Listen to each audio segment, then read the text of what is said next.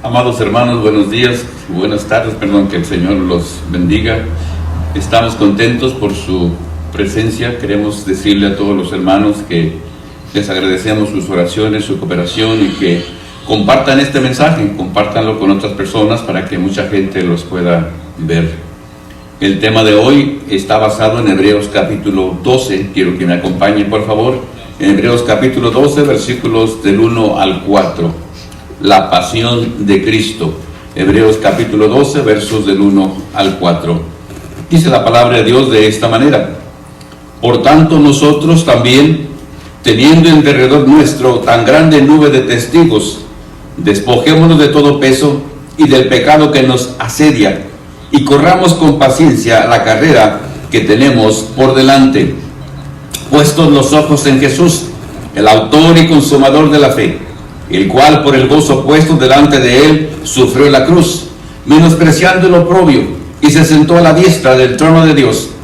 Considerad a aquel que sufrió tal contradicción de pecadores contra sí mismo, para que vuestro ánimo no se canse hasta desmayar, porque aún no habéis resistido hasta la sangre, combatiendo contra el pecado. Acompáñenme en una oración. Poderoso y santo Señor, creador del cielo y de la tierra, gracias, Señor, te damos, Señor, por este bonito día, por esta semana, Señor, que hoy principia, porque estamos bien, Señor, dentro de lo normal. Gracias por tu amor y tu misericordia, porque estamos aquí, Padre, para meditar en tu palabra. Aunque muchos hermanos están en sus casas, Señor, pero estamos, Señor, listos para oír tu mensaje, que es lo que nos alimenta nuestra vida y nuestra alma.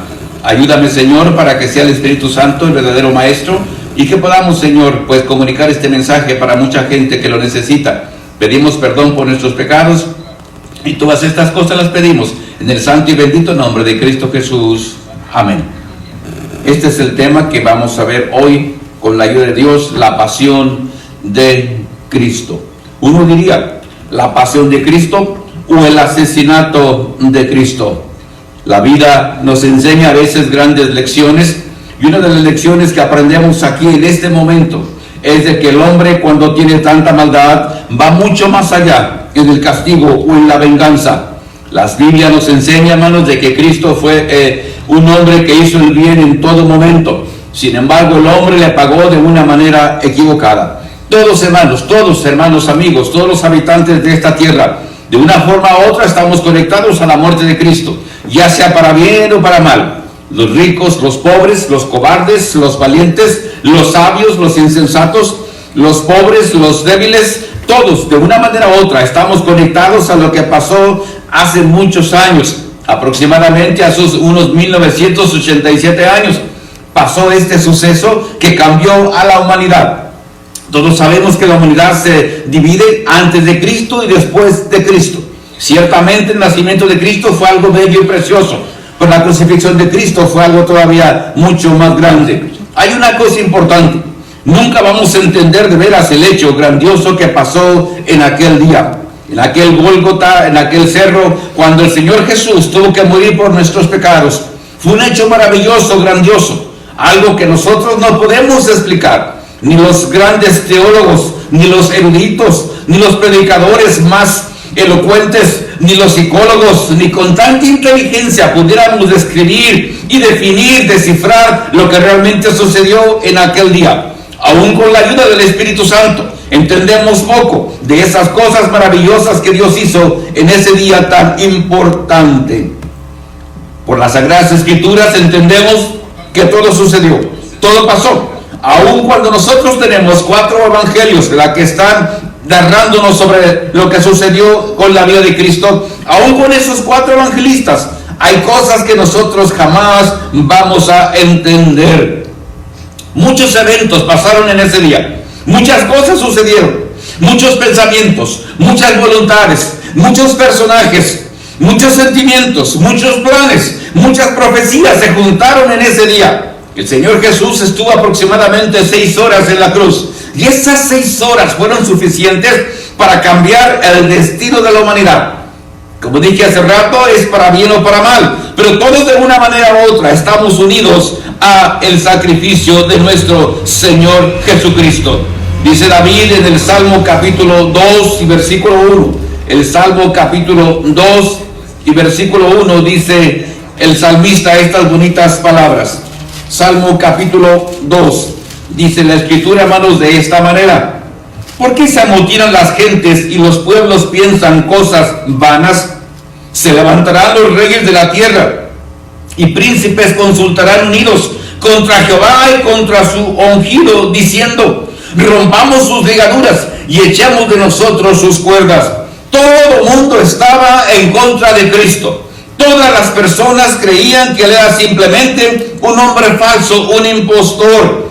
Todos, los escribas, los fariseos, los sumos sacerdotes, Anás y Caifás, el Sanedrín, el pueblo, los sacerdotes, aún los gentiles, Pilato y los soldados tuvieron parte en esto. Y muchos de ellos estaban sin tener idea que estaban cumpliendo con la voluntad de Dios. Y parecía, según las estadísticas, que el hombre tenía razón. La voluntad humana parecía que había triunfado. Parecía que de veras Jesús era un falso Mesías. Parecía que todas las acusaciones eran ciertas, porque nadie lo defendió, nadie estuvo con él. De los millares de personas que sanó y que ayudó y que alimentó, ninguno de ellos estaba para defenderlo. Y parecía entonces que todas las acusaciones eran completamente falsas. Tal vez era cierto, Jesús solamente era el hijo de José y María. Tal vez era realmente hijo de fornicación. Tal vez Jesús de veras había hecho milagros por el poder del diablo, como le acusaban. Tal vez Jesús de veras era un falso Mesías. Una de las acusaciones que tenían en contra de Cristo es que él sanaba en sábado, que no respetaba la ley, no cumplía con las tradiciones de los hombres. Y quizás decíamos, parecía que todo de veras era cierto. Herodes no creía en él, los sacerdotes tampoco, los sumos sacerdotes tampoco. Todo el mundo estaba en contra de Cristo. Y decíamos, parecía que la voluntad humana había triunfado. Parecía que de veras la opinión común del hombre era cierto. Jesús era un falso Mesías y un falso profeta. Pero nosotros sabemos que no.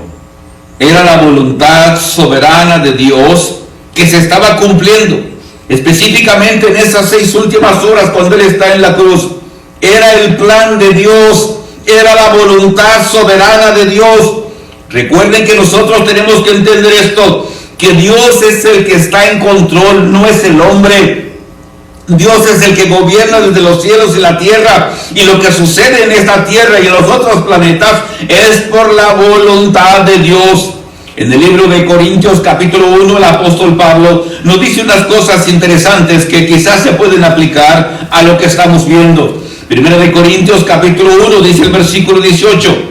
Primero de Corintios 1, 18. Porque la palabra de la cruz es locura a los que se pierden, pero a los que se salvan, esto es, a nosotros, es poder de Dios. Pues está escrito: destruiré la sabiduría de los sabios y desecharé el entendimiento de los entendidos. Y pregunta: ¿dónde está el sabio? ¿Dónde está el escriba? ¿Dónde está el disputador de este siglo? ¿No ha enloquecido Dios la sabiduría del mundo? Pues ya que en la sabiduría de Dios el mundo no conoció a Dios, mediante la sabiduría agradó a Dios, escuche bien, salvar a los creyentes por la locura de la predicación.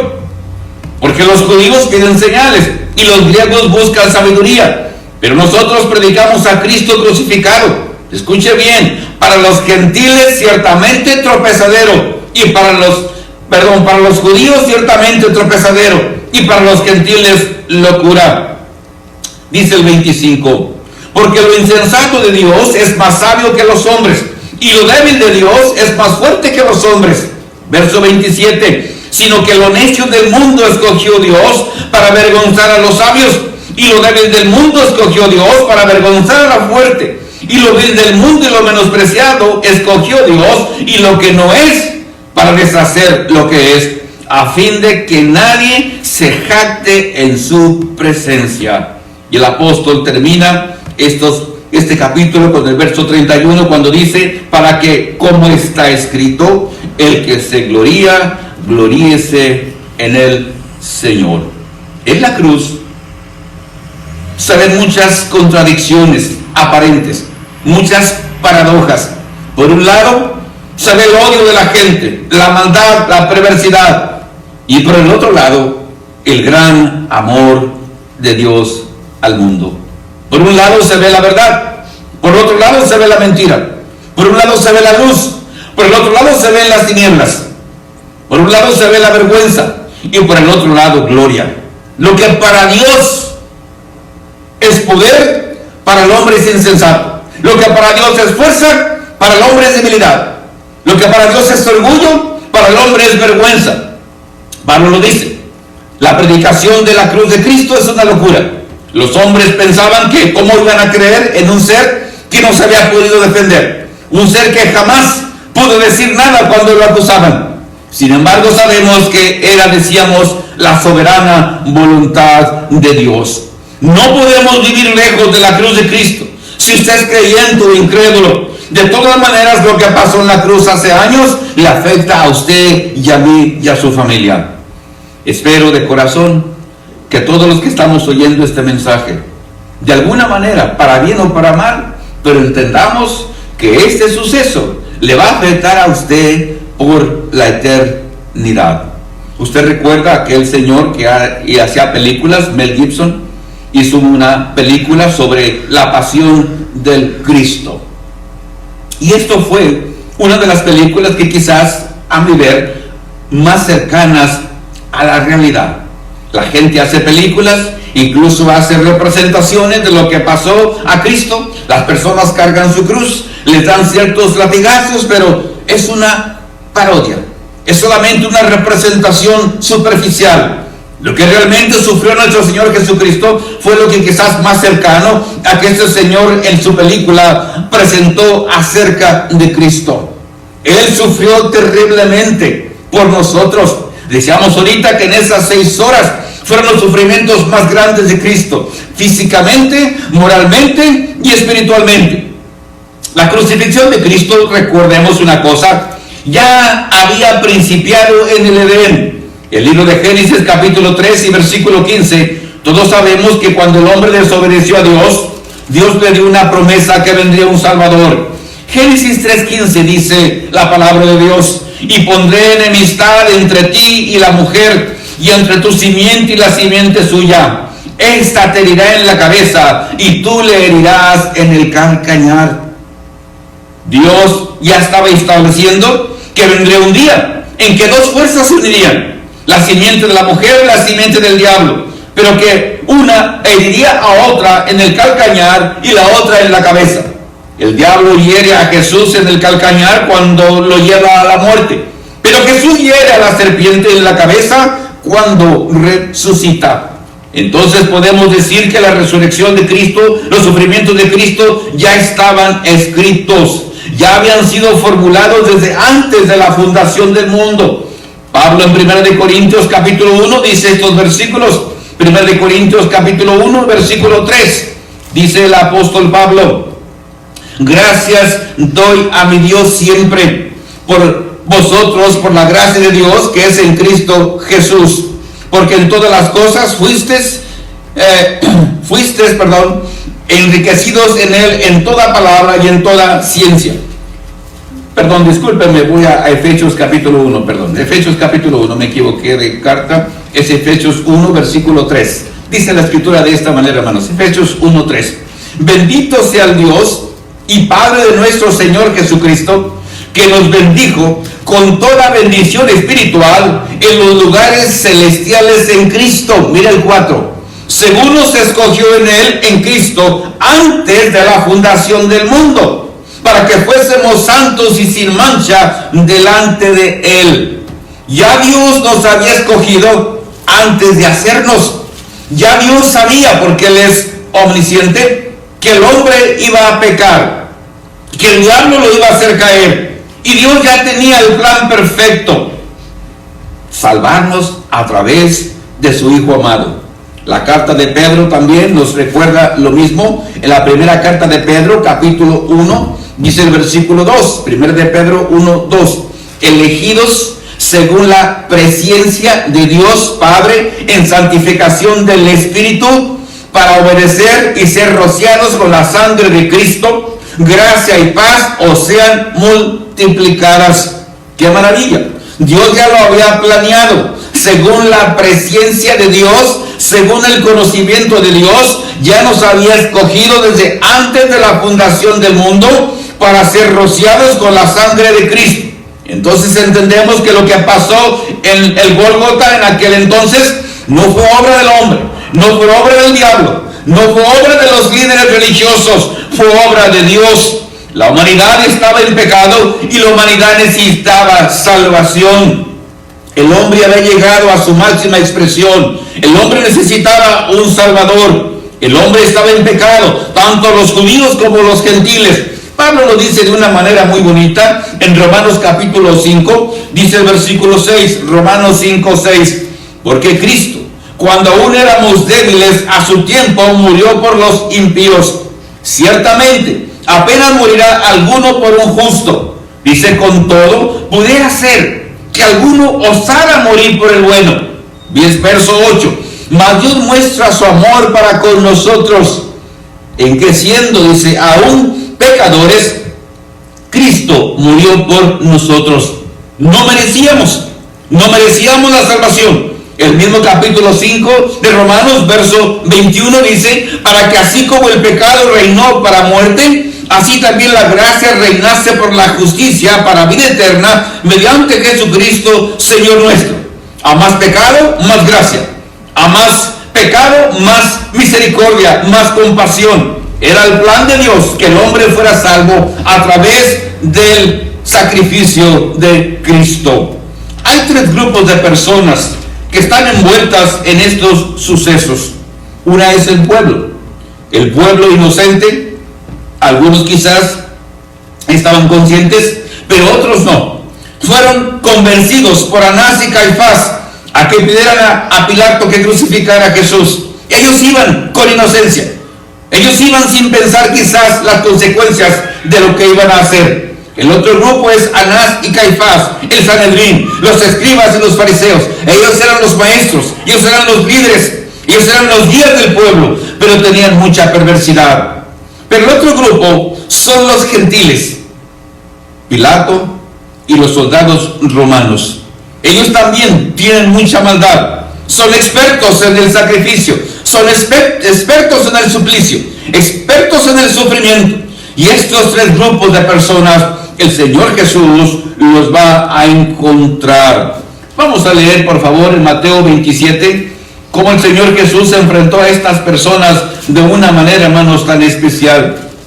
Es Mateo 27, voy a leer del 27 en delante. Dice la Escritura de esta manera: entonces los soldados del gobernador llevaron a Jesús al pretorio, es decir, al palacio, y reunieron alrededor de él a toda la compañía, posiblemente 600 soldados, y desnudándole, le echaron encima un manto de escarlata, y pusieron sobre su cabeza una corona tejida de espinas, y una caña en su mano derecha, e hincando la rodilla delante de él, le escarnecían, diciendo: ¡salve, rey de los judíos!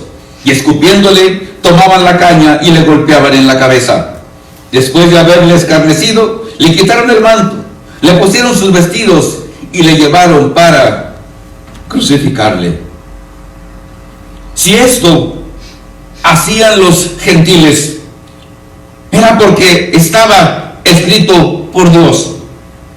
Si esto hacían Anás y Caifás, si esto hacían los líderes del pueblo ciegos, si esto hacía el pueblo guiado por los líderes ciegos, ¿qué esperaríamos de los romanos, de los gentiles? El Salmo capítulo 22 declara cómo un montón de animales estaban rodeando al Señor Jesús. Es interesante cómo este salmo, hermanos, cientos de años atrás, estaba describiendo la crucifixión de Cristo. Dice el Salmo 22, voy a leer del versículo 12 en delante. Dice la Escritura: me han rodeado muchos toros, fuertes toros de Basán me han cercado. Abrieron sobre mí su boca como león rapaz y rugiente. He sido derramado como aguas y todos mis huesos se descoyuntaron. Mi corazón fue como cera, derritiéndose en medio de mis entrañas. Como un tiesto se secó mi vigor, y mi lengua se pegó a mi paladar, y me has puesto en el polvo de la muerte. Porque perros me han rodeado, me han cercado cuadrilla de malignos. Horadaron mis manos y mis pies. Contar puedo todos mis huesos. Entre tanto ellos me miran y me observan. Repartieron entre sí mis vestidos y sobre mi ropa echaron suertes. Dice el versículo 20: libra de la espada mi alma, del poder del perro mi vida. Sálvame de la boca del león y líbrame de los cuernos de los búfalos. Sí, el hombre a veces es peor que un animal. Jesús está en la cruz. Jesús está sufriendo. Ha sido golpeado, ha sido desnudado, ha sido azotado, ha sido abofeteado. Y dice el salmista que los animales, los toros, los búfalos, los perros, los leones lo están cercando. Estos eran los que estaban alrededor de Jesús. Y Jesús está exponiéndose a todo. Todos sabemos que el diablo está detrás de todos ellos. Siempre que hay maldad en el ser humano, creyente o no creyente, es el diablo quien infunde esta maldad. Jesús lo dijo en Juan 10:10. El diablo, el ladrón, solamente viene para hurtar, matar y destruir. Y muy claro, 1 de Pedro 5:7 dice también: velad, porque vuestro adversario el diablo, como león rugiente, anda buscando almas a quien devorar. Cuando en los religiosos hay injusticia y hay maldad, ¿qué se puede esperar de la gente de afuera? Cuando los cristianos, cuando los hombres de Dios no tienen sentido mínimo de la justicia, así será la iglesia, así será el pueblo. ¿Y qué podemos esperar de la gente de afuera? ¿Qué podemos esperar de la gente incrédula? Los soldados están burlándose de Cristo. Ellos saben que César es el rey, pero como han oído que Cristo es rey, le quitan la ropa que Herodes le había puesto de un rey, le ponen una corona de espinas, le ponen un pedazo de madera, un palo en su mano, y se hincan ante él burlándose, diciendo: salve, rey de los judíos. Si usted está sufriendo ahorita por el miedo de esta pandemia, levante su cabeza. El Señor Jesús pasó por cosas peores que nosotros no logramos entender. Isaías capítulo 53, dice la Escritura, voy a leer del versículo 3 en delante. Isaías 53, del 3 en delante. Despreciado y desechado entre los hombres. Escuche bien los sufrimientos de Cristo. Varón de dolores, experimentado en quebranto, y como que escondimos de él el rostro. Fue menospreciado y no lo estimamos. Ciertamente llevó él nuestras enfermedades y sufrió nuestros dolores, y nosotros lo tuvimos por azotado, por herido de Dios y abatido. Mas él herido fue por nuestras rebeliones, molido por nuestros pecados. El castigo de nuestra paz fue sobre él, y por su llaga fuimos nosotros curados. Todos nosotros nos descarriamos como ovejas, cada cual se apartó por su camino, mas Jehová cargó en él el pecado de todos nosotros. Y dice el 7, angustiado él y afligido, no abrió su boca. Como cordero fue llevado al matadero, y como oveja delante de sus trasquiladores se enmudeció, y no abrió su boca. Por cárcel y por juicio fue quitado, y su generación, ¿quién la contará? Porque fue cortado de la tierra de los vivientes, y por la rebelión de mi pueblo fue herido. Y todavía más dice, y se dispuso con los impíos su sepultura, mas con los ricos fue en su muerte, aunque nunca hizo maldad, ni hubo engaño en su boca. Jesús, el Hijo de Dios, Dios mismo, pasó por cientos y miles de sufrimientos que usted y yo quizás hemos pasado, estamos pasando o pasaremos. Isaías dice, varón de dolores, experimentado en quebranto. Usted lo sabe si conoce la Escritura, desde el día en que nació, cuando aquellos hombres del oriente vienen a preguntar dónde está el rey de los judíos, y Herodes se da cuenta, y Herodes decide buscar a Jesús para matarle. Y José y María, con este bebé, Tienen que huir a Egipto, a otro país, como si fueran criminales, para salvarlo de Herodes y otras personas. Y de nuevo, si usted conoce la Escritura, muchas veces Jesús, después de que comenzó su ministerio a los 30 años, el diablo no lo dejó en paz. Desde Mateo capítulo 4, cuando el diablo vino a tentarlo después de que Jesús ha ayunado 40 días y 40 noches. El diablo lo dejó por un momento porque Jesús lo venció. Pero el diablo jamás lo abandonó, estuvo con él. Incitaba a la gente, a los judíos, a los fariseos, a los escribas, para que lo mataran, para que lo derribaran. Pero Jesús tenía algo en su mente. Había venido con un propósito. Tenía una sola pasión en su cabeza. Solamente había un propósito en él. Y espero que todos los que creemos en Cristo tengamos esa misma pasión. Cristo había venido para morir por nosotros. Cristo había venido, hermanos, para morir por la humanidad. No había venido de vacaciones. No había venido para hacer un club de pescadores. No era un filántropo. No había venido a hacer amigos. Tampoco había venido para darle pan a las personas. Muchas veces lo entendieron mal. Cuando multiplicaba los panes, la gente lo seguía pensando que era la solución para el hambre. Pero Jesús les dijo que había venido con otro propósito. En el libro de Juan, capítulo 4, todos conocemos cuando Jesús se sienta a mediodía para pedir un poco de agua a una mujer samaritana en el pozo que Jacob les había dado muchos años atrás.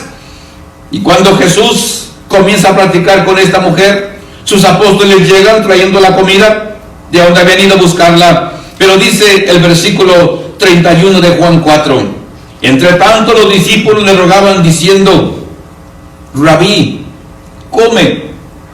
Él les dijo: yo tengo una comida que comer que vosotros no sabéis. Entonces los discípulos decían unos a otros: ¿le habrá traído a alguien de comer? Jesús responde: mi comida es que haga la voluntad del que me envió y que acabe su obra.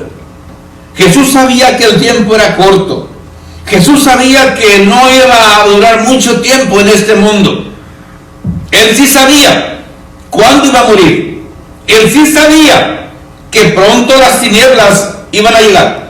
Por eso en una ocasión dijo: me es conveniente que trabaje en el día y haga las obras del que me envió, porque viene la noche cuando nadie puede trabajar. Y él hablaba de la muerte. Pero el ministerio de Jesús, decíamos, fue una constante pasión. Todos los días enseñaba, todos los días predicaba, todos los días sanaba, no paraba. Con sus 12 apóstoles recorrió toda la tierra de Jerusalén. No cruzó las fronteras, pasó por las fronteras. Pero desde que Juan lo bautizó en el río Jordán, la vida de Cristo fue una constante pasión. Decíamos ahorita que a pesar de que Jesús traía una misión, para él no fue fácil. Para él no fue fácil porque todo el mundo estaba en contra de él. Si usted quiere vivir una vida cristiana verdadera, no falsa, usted va a encontrar lo mismo. Porque otra vez el apóstol Pablo nos recuerda en Efesios 6:10: no tenemos lucha contra carne y sangre, sino contra huestes diabólicas, contra potestades. Y esas fueron las fuerzas que Jesús enfrentó. Y son las fuerzas que usted, si vive una vida apasionada por Cristo, la va a tener. Cristo era el rey. Él era el rey, pero sufrió como si fuera un criminal. En el Evangelio de Mateo capítulo 27, volvemos otra vez, Mateo 27 del 11 en delante. Mateo capítulo 27, dice la escritura, hermanos, de esta manera. Mateo 27, 11. Jesús pues estaba en pie delante del gobernador, y éste le preguntó diciendo: ¿eres tú el rey de los judíos? Y Jesús le dijo: tú lo dices. Y siendo acusado por los principales sacerdotes y por los ancianos, dice, nada respondió. Pilato entonces le dijo: ¿no oyes cuántas cosas testifican contra ti? Pero Jesús no le respondió ni una palabra, de tal manera que el gobernador se maravillaba mucho. Pilato es el gobernador romano, y él le hace una pregunta importante a Jesús. ¿eres rey? Pilato le dice, ¿lo testificas tú porque lo has creído o porque lo has escuchado? Pero Jesús dice que no le respondió. ¿Por qué no le respondió? A veces es difícil explicarles a las personas las cosas de Dios porque no lo van a entender. Tienen que tener una mente humilde, tienen que preguntar con humildad, tienen que tener un espíritu distinto. Pilato quizás está interesado en si Jesús es rey, no porque quiere adorarle, simplemente porque quiere saber si de veras es un rey, y quizás le va a hacer competencia a Herodes o a él mismo. Y Jesús nos responde. No siempre cuando callamos es porque tenemos la mentira. A veces es mejor callar. A veces es mejor no decir nada. Las personas a veces en su maldad no tiene sentido que les hablemos de la verdad. La gente que rechaza la verdad, aunque la tenga enfrente, no la va a entender. Jesús es la verdad y la gente lo tuvo enfrente. Sin embargo, ¿qué decían de él? Es un falso, es un mentiroso, es un impostor. Ellos tenían a Jesús enfrente y no lo creyeron. Cuando la gente tiene la verdad y cuando su mente está cerrada, no lo va a entender. Por eso su esposo, su esposa, sus hijos, sus familiares, las personas, los políticos, los gobernantes, jamás lo van a entender. No les interesa la verdad. Se complacen en la mentira. Para ellos la verdad no existe. La verdad es relativa. Cada quien tiene su verdad. Pero no hay verdades absolutas y universales. A cualquier parte que usted vaya del mundo, la verdad de las matemáticas, de la ciencia, es lo mismo donde quiera que usted va. Porque son verdades universales. Y la verdad de Cristo es universal, pero la gente tiene que creerla. En el libro de Proverbios habla mucho acerca de esto. Dice, por ejemplo, Proverbios 12:15. Si me quiere acompañar, Proverbios 12:15. Dice la Escritura: el camino del necio es derecho en su opinión, mas el que obedece al consejo es sabio. ¿Cuántos consejos le han dado? ¿Cuántos consejos le ha dado su papá, su mamá? ¿Cuántos consejos le ha dado a usted un hombre sabio? Pero usted, como es necio, necia, dice, usted piensa que su camino es mejor. Usted confía en su opinión, no en el consejo sabio. Usted no obedece el consejo, por eso siempre ha sido necio. Y por eso siempre le va mal, al menos espiritualmente. Humanamente tal vez le va bien, pero espiritualmente usted es una persona hueca, vacía. Usted simplemente no tiene esa confianza en Dios que cuando somos sabios la tenemos en el Señor Jesús. La palabra de Dios es la que nos da esa confianza y nos da esa seguridad. Porque si nosotros buscamos a Dios, Él nos va a dar esa confianza. En el libro de Proverbios también, el capítulo 26, ahí dice varias cosas bonitas en cuanto a si usted es una persona sabia o es una persona necia. Dice Proverbios 26:3. Dice, por ejemplo, el 3, el látigo para el caballo, el cabestro para el asno y la vara para la espalda del necio. Si usted es necio, va a sufrir terriblemente. Los hijos necios y rebeldes, la policía, la ley lo va a azotar terriblemente. Los cristianos necios que desprecian el consejo van a sufrir terriblemente. Dice el versículo 4, nunca respondas al necio de acuerdo con su necedad, para que no seas para que no seas tú también como él. Cuando usted le responde a un necio igual, usted pierde su tiempo. Dice el 5, responde al necio como merece su necedad, para que no se estime sabio en su propia opinión. Y dice el versículo 12, ¿has visto hombre sabio en su propia opinión? Más esperanza hay del necio que de él. Su defensa son puras opiniones, son puras necedades. Usted se convence a sí mismo que es buen esposo, que es buena esposa, que es buen trabajador, que es buen ciudadano, o peor, usted se convence que es buen cristiano, pero no es cierto, que es buen predicador, pero no es cierto, que es buen siervo de Dios, pero no es cierto, usted es necio. Y la necedad trae muchos conflictos. Por eso Jesús nos responde, Pilato no es sabio, él es necio. Aparte que Jesús es Dios, Él conocía el corazón de Pilato. ¿Para qué le va a responder? ¿Para qué le va a aclarar la verdad? Una de las cosas que Pilato también pregunta a Jesús: ¿qué es la verdad? Y Jesús no le contestó.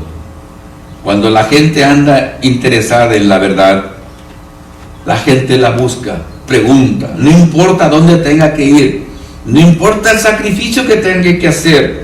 La gente, cuando se interesa por la verdad, va a buscarla y tenerla al precio que sea posible.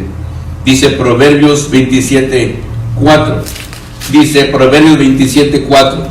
Cruel es la ira e impetuoso el furor, mas ¿quién podrá sostenerse delante de la envidia? ¿Por qué habían entregado a Jesús a Pilato? Dice la Escritura: por envidia. ¿Qué es la envidia?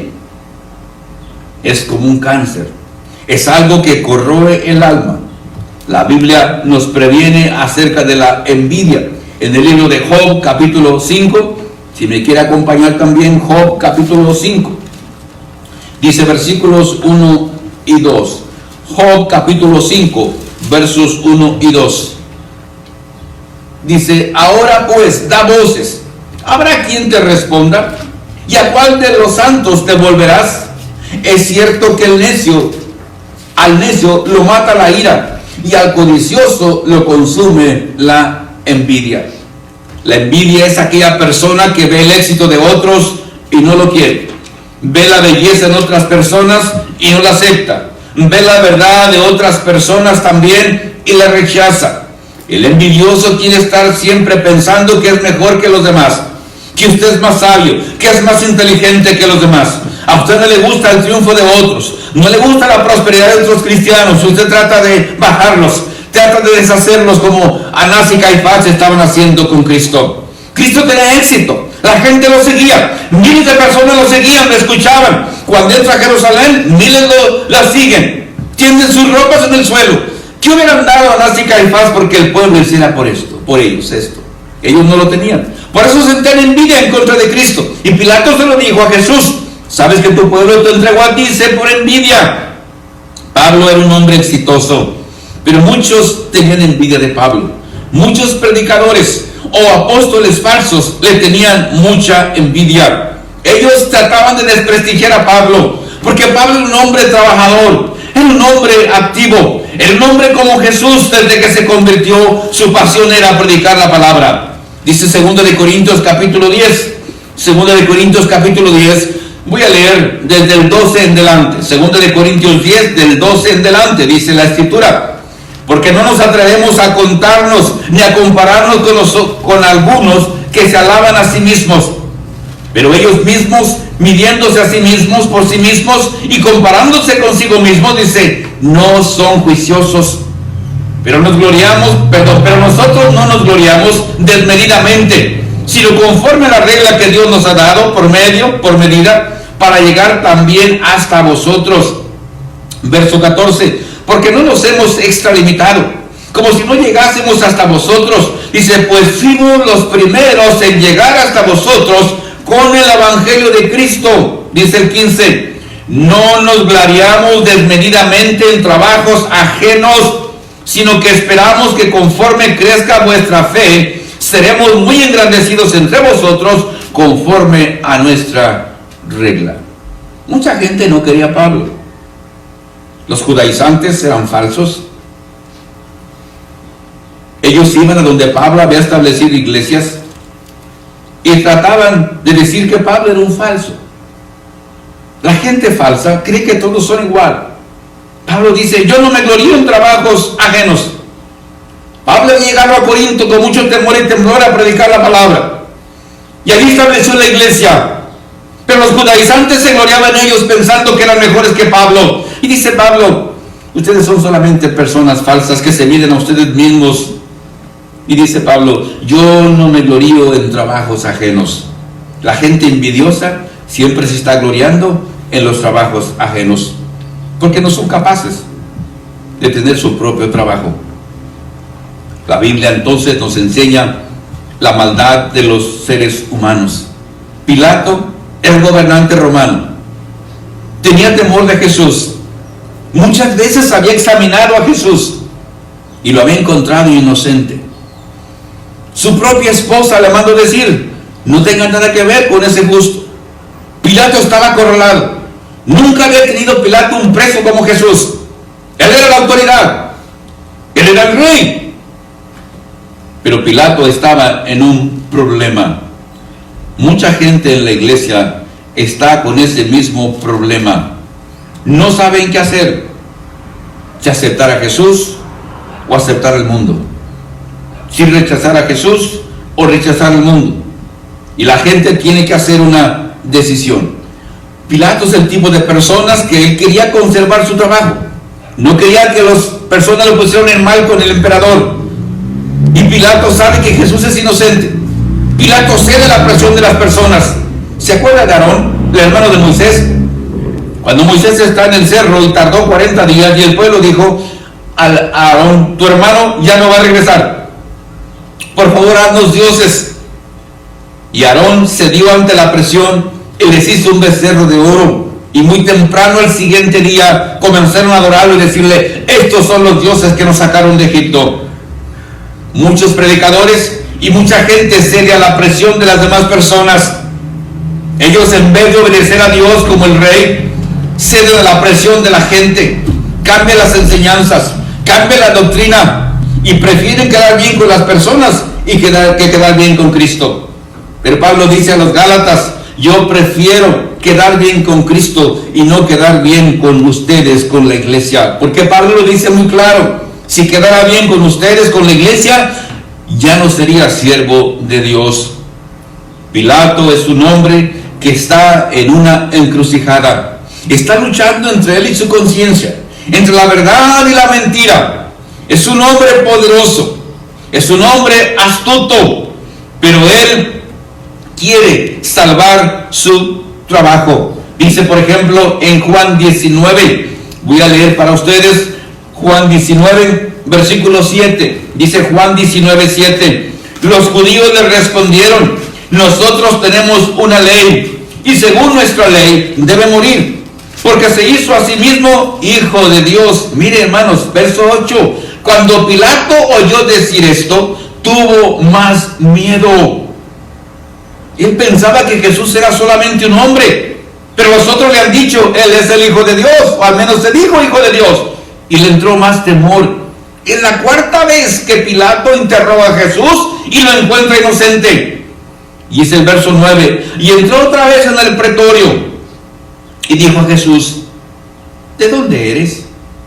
Mas Jesús no le dio respuesta. Entonces le dijo Pilato: ¿a mí no me hablas? ¿No sabes que tengo autoridad para crucificarte y que tengo autoridad para soltarte? Escuche lo que dice Jesús. Respondió Jesús: ninguna autoridad tendrías contra mí si no te fuese dada de arriba. Por tanto, al que a ti me ha entregado, mayor pecado tiene. Desde entonces procuraba Pilato soltarle, pero los judíos daban voces diciendo: si a este sueltas, no eres amigo de César. Todo el que se hace rey, a César se opone. Entonces Pilato, oyendo esto, llevó fuera a Jesús y se sentó en el tribunal, en el lugar llamado el Enlosado, y en hebreo Gabata. Pilato está lleno de temor. No, Jesús no es el prisionero. Pilato es el prisionero. Siempre que usted tenga la verdad, los mentirosos le van a tener miedo. Tenga miedo cuando usted tenga la mentira. Pero cuando usted tenga la verdad, no importa quién sea, no importa el gobernador que sea, no importa el líder que sea, la verdad causa más mentira que las armas físicas y que los virus y todos los daños en este mundo. Pilato sabe que Jesús es un hombre distinto. Y él le dice, usando un poco de esa cobardía para quedar bien con Jesús: ¿no sabes que tengo autoridad para crucificarte y tengo autoridad para soltarte? Jesús dice: sí. Pero si Dios no te lo hubiera dado, tú no tendrías ninguna autoridad sobre mí. Parecía otra vez que el hombre estaba ganando la batalla. Parecía que Anás y Caifás, Pilato y los demás habían ganado la batalla. Parecía que ellos tenían la verdad, pero al contrario, era la mentira. Dios estaba permitiendo que esto pasara para que su Hijo muriera por nosotros en la cruz. Nadie nos va a hacer nada, hermanos, a menos que sea por autoridad de Dios. No le tenga miedo al virus. Levántese, levante su cabeza, levante su rostro, dele gracias a Dios y dígale: Señor, aquí estoy. Y si tienen que pasar 20 virus, no importa, aquí estoy. No llore, ore al Señor, trabaje con sus hijos, trabaje con su familia, viva la pasión de Cristo. Jesús no está triste, no está acongojado, no está deprimido, porque Él sabe a qué vino. Y sabe que al morir, Él va a cumplir su misión. Sí, como humano tuvo miedo, no miedo a morir, sino miedo a llevar la carga más vil que un Dios puede llevar, la carga del pecado. Pero Jesús dice en Juan 17, del 1 al 2, dice por ejemplo Juan 17, 1 y 2, estas cosas habló Jesús y levantando los ojos al cielo, levante sus ojos al cielo, hermanos, no esté agachado, dijo: Padre, la hora ha llegado. ¿Cuál hora?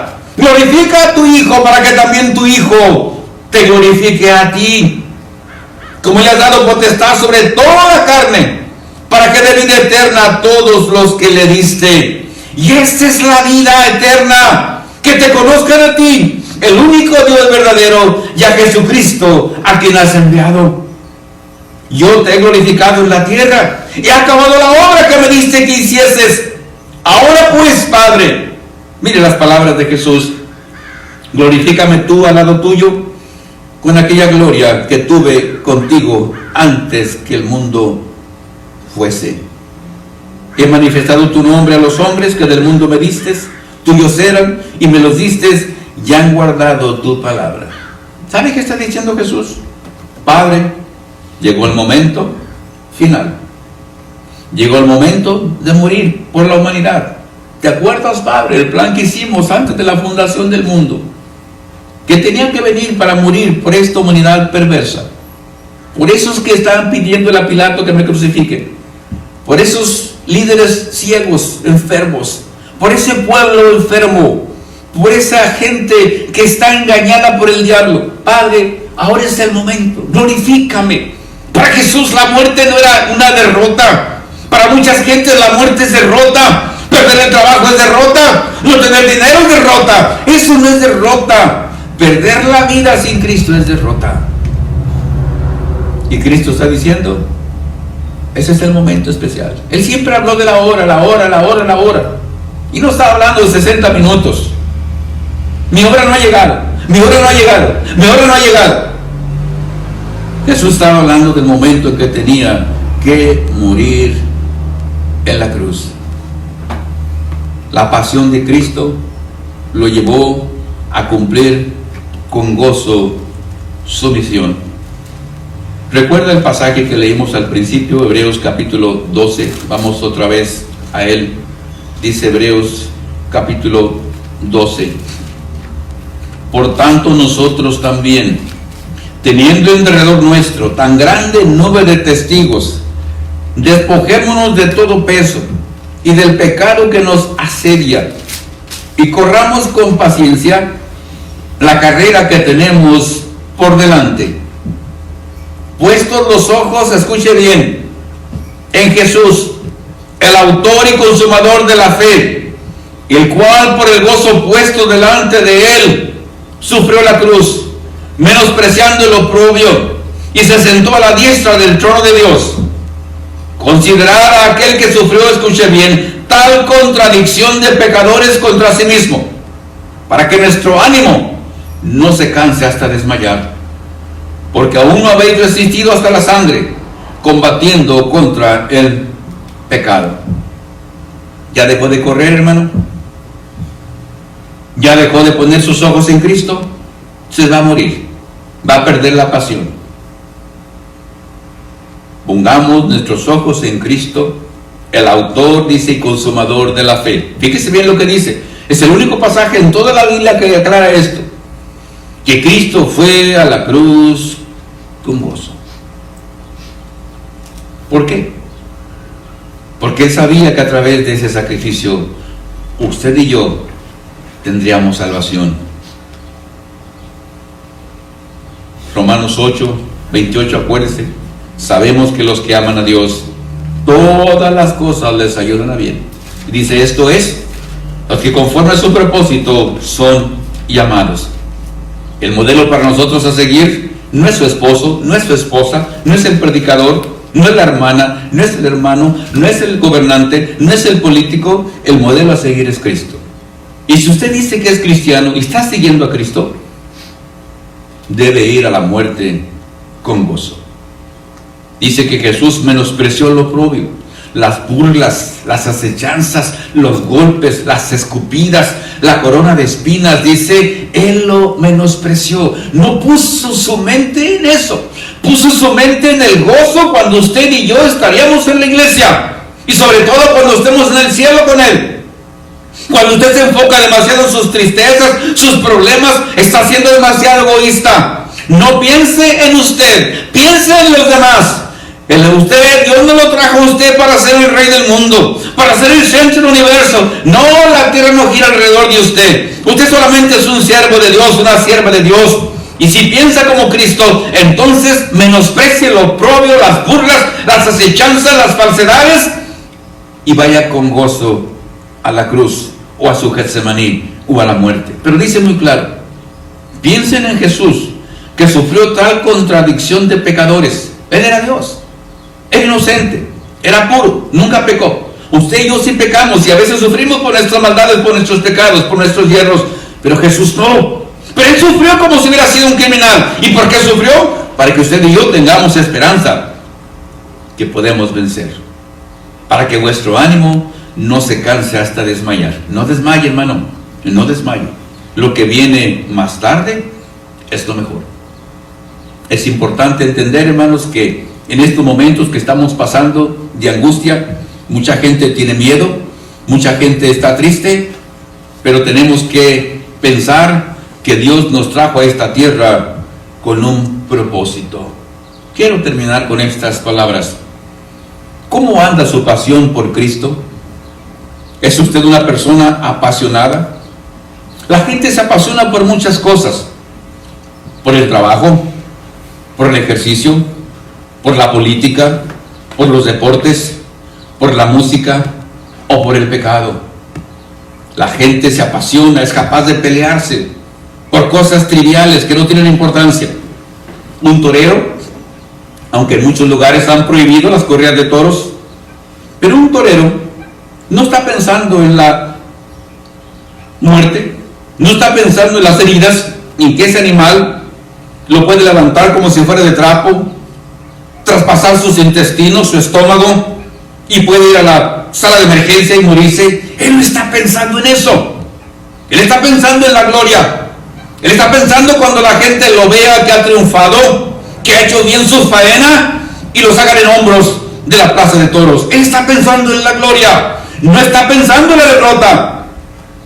Un boxeador se mete a un ring con otro contrincante quizás más poderoso, de más edad, de más experiencia, pero él no piensa en la derrota. Él piensa en el triunfo, en la victoria. Y aunque a veces lo tiran, lo noquean, lo ponen en la lona, pero el hombre se levanta por su pasión y vence al otro. ¿Cómo está nuestra pasión por Cristo? Nosotros entendemos que la vida cristiana no es fácil. Cuando el señor Mel Gibson hizo esta película, estaban diciendo los periódicos y las noticias, a mucha gente impactó tanto una película que cambió su vida. Hubo un ladrón que regresó lo que había robado, se sintió tan mal que regresó lo que había robado. Una mujer estaba viendo la película en un cine y le dio un ataque de corazón. Ella no podía entender por qué tanto sufrimiento, por qué tanta tortura, por qué tanta aflicción. Pero ese era el ejemplo que Jesús nos había traído. No estamos luchando, hermanos, contra carne y sangre. No deje que el diablo lo acorrale. No deje que el diablo lo paralice. Creemos en un Dios todopoderoso que hizo los cielos y la tierra. Levántese, busque, adórelo.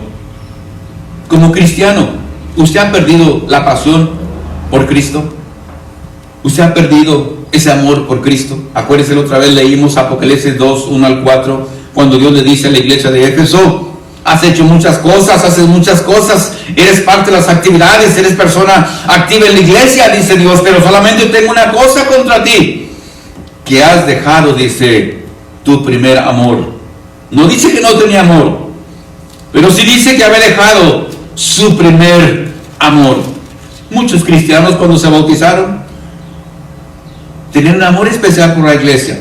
Los primeros que llegaban y los últimos que se iban, los últimos que salían, trabajaban, oraban, cantaban, eran puntuales. Ahora ya no.